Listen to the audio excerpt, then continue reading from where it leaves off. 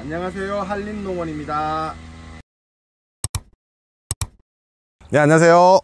네, 꿈꾸라 대추입니다. 4월이 되면은 모든 싹이 나오고 그렇게 되다 보면 병해충이 중요한데요.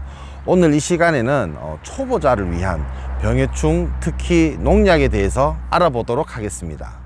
자, 이번에는 요 세 개의 농약에 대해서 알아보겠습니다. 자, 이 세 개의 농약을 보면은 크기는 같네요. 모양이 다 다르기 때문에 서로 다른 농약이라고 생각할 수도 있지만 실질적으로는 같은 농약입니다. 대추의 탄저병으로 쓰이는 토기 살균제로서 이름도 다르고 회사도 다른데 일반 사람들은 과연 어떻게 구분하느냐. 일단 구분하는 방법은 뒷부분에 보면은 유효 성분 및 기타 성분이라고 해서 유효 성분을 보면 티오파네이트 메틸 70%라고 되어 있어요. 두 번째 약도 여기 보면은 똑같이 티오파네이트 메틸 70%, 이 약도 티오파네이트 메틸 70% 이렇게 되어 있는데요. 농약은 살펴보면 크게 두 가지로 나눠져 있습니다. 주제와 부제로 되어 있는데, 주제는 우리가 흔히 알고 있는 이 농약의 약효를 나타내는 주 성분이에요. 이 농약 같은 경우에는 티오파네이트 메틸이라는 원재를 사용하고 있는데, 이 원재가 세 개 다 똑같이 들어가 있고 함량도 똑같습니다. 그래서 완전히 똑같다라고 말은 못하지만 약효 부분에서는 비슷하다고 할 수 있고, 나머지 부재 부분, 즉 계묘활성제라든지 용제라든지 또는 뭐 전착제, 이런 부분이 세 회사마다 다르지만 크게 원재로 봤을 경우에는 같기 때문에 이 약은 같다라고 할 수가 있습니다. 자, 그럼 농사를 처음 짓는 초보자분께서 그 수많은 농약을 일일이 다 구분하는 거는 실질적으로 많이 어렵습니다. 그러면 어떻게 하시면 되냐면, 농약을 구매하는 구매처를 정해두세요. 농약방이 됐든 농협이 됐든 한 군데서 구매를 하면은 이렇게 약이 중복되는 경우를 막을 수가 있습니다. 농약을 처방하기 위해서는 일정한 교육을 받은 전문가야만 처방을 할 수 있기 때문에 그분들은 이게 같은 약인지 다른 약인지 알고 처방을 해 주십니다. 농약을 구매할 때는 구매처를 한 군데만 정해서 거래를 하시는 것이 같은 농약을 2중 또는 3중 사용하는 방법을 막을 수가 있습니다. 자, 다음으로 알아볼 것은 제초제입니다. 자, 요렇게 병뚜껑이 노라면은 제가 제초제라고 말씀을 드렸죠. 이 두 개의 약은 제초제입니다.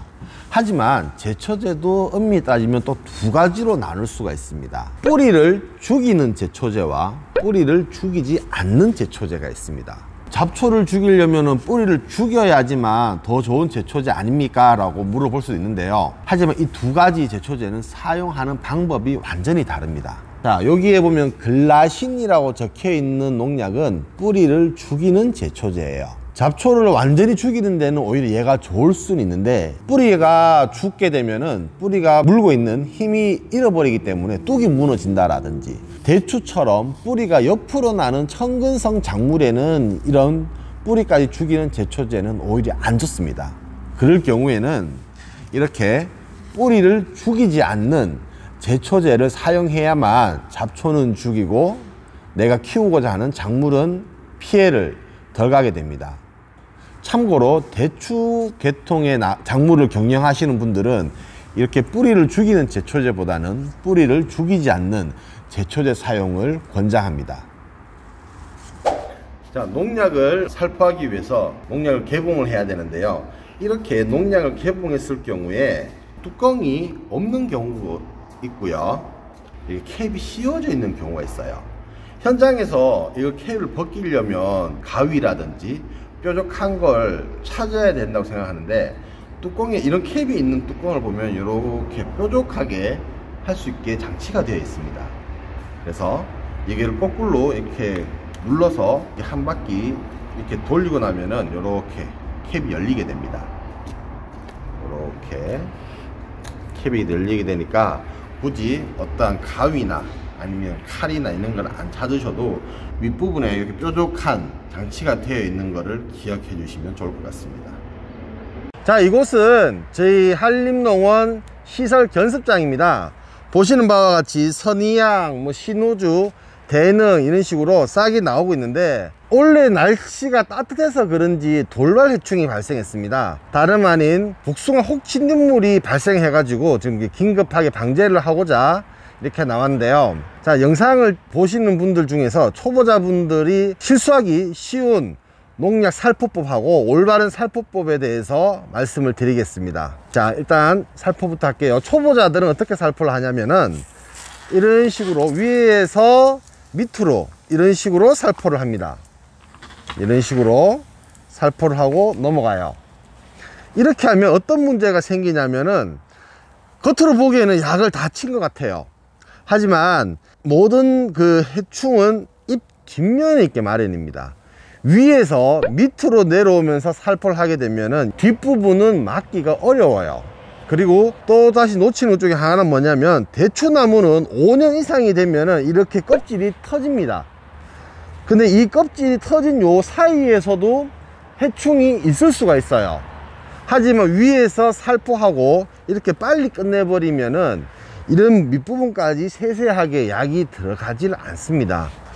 해서 올바르게 사용하려면 위에서 살포를 한번 하고 반대로 밑에서 위로도 살포를 합니다. 즉 이중적으로 살포를 해야 약이 충분히 맞게 됩니다.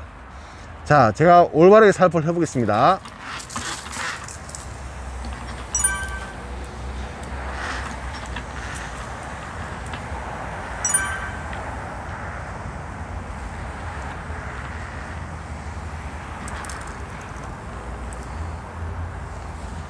이렇게 살포 후에 약이 흠뻑 맞을 수 있도록, 어떻게 보면 이렇게 약물이 좀 떨어질 정도로 약을 충분히 살포하셔야지 방제력을 높일 수가 있습니다.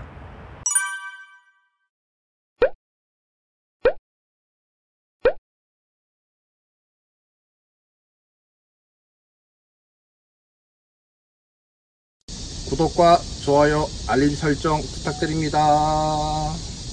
Sta la pumpa, sta la pumpa, sta la pumpa, sta la pumpa, pumpa.